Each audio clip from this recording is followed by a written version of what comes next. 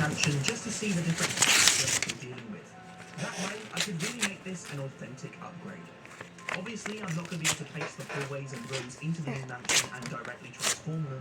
However, I can build an interior that follows the same kind of style to the vanilla version, just with larger rooms and much more detail. As you can see, our new mansion was initially a hollow shell for the most part, with some remnants of the vanilla interior. So I cleared it out in preparation for all of our new rooms. Using an assortment of my trusty coloured wool, I mapped out the ground level of the mansion, marking out hallways, rooms and staircases. Of course, the first room we need as soon as you walk into the front door of the mansion is a grand entrance. The main reason I started here was because I plan to keep this entrance very open plan, allowing access from all 3 floors of the mansion to balconies with a view all the way down to the bottom floor. As for the hallways, the most notable part of the vanilla design is the pillar supports on either side that line the walls. So I recreated that in my own style. I made sure to add plenty of small decorations which took up the majority of time, from banners to plant pots, paintings, armor stands and cobwebs to add that creepy and abandoned vibe we're going for. That's not to mention all the special loot and lore related items. I then tackled the second floor, plotting out all the different rooms and decorating the long winding hallways. And not forgetting the third floor, where I had to plan and decorate yet again, making sure to include plenty of chests, which of course means lots of epic loot for you guys. So starting with the first main room, I decided this mansion needed a grand kitchen. So I added a laundry area, a large cooking area, a classic checkered This is an kitchen expired floor, code, by and the some way. tables It's to for, keep it's for I PS3. then added some sinks, lighting, chests, towels, well, banners, and a whole lot more to really bring the kitchen to life, as if it was left this way many years ago when the Darkwood merchants disappeared.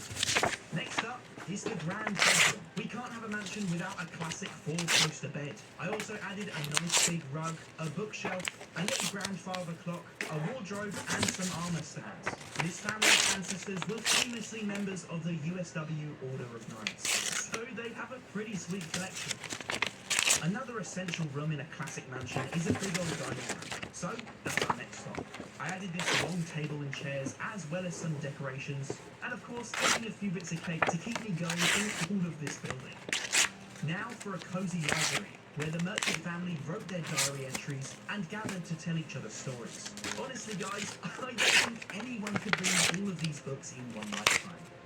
Just to quickly show you guys some of the other many rooms I spent hours adding, including vanilla upgrades and new additions, we have a once cozy lounge and study area, a fully stacked wine cellar for the family partying, an upgrade of the villager statue room, which might just be linked to the ancient relics in the jungle biome, and finally a chest room crammed full to the brim with chests. As well as these main rooms, there are a bunch of smaller rooms throughout this huge mansion. Last but not least, we have the abandoned zombie village to tackle. For this area, I adapted some of the Darkwood village buildings so that they look a little more ruined and abandoned. If you're wondering why this village has been left like this, it all started many years ago when a plague began to spread throughout the community. It almost took over the whole village, with some survivors fleeing to the Darkwood village. Terrified that they might have brought this plague with them, the Darkwood villagers would not allow the survivors to settle there.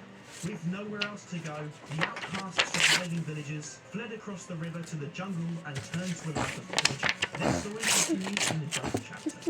But anyway, as you can see, this little fishing village would have been a picturesque little community in its heyday.